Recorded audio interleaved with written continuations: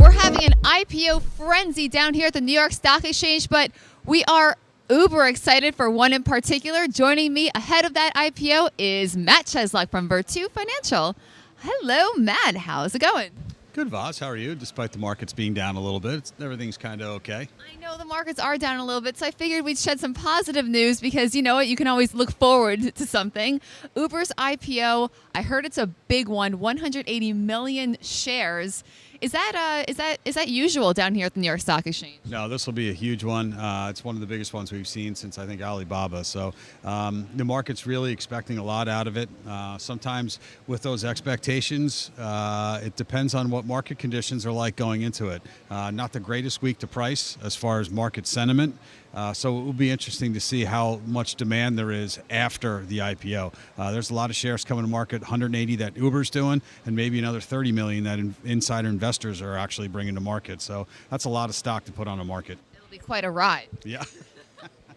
Well, you know, and then considering what happened with Lyft, why do you think Uber chose the New York Stock Exchange to debut?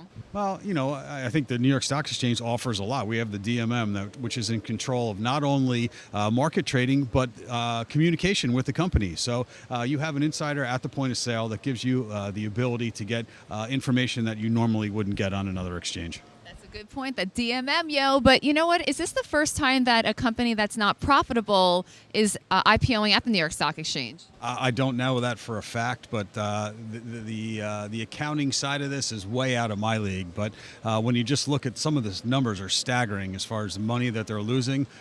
Can they overcome that in the very near future? When you have a $3 billion loss, how quickly can you reverse that? That'll be interesting. And again, accounting is not my specialty.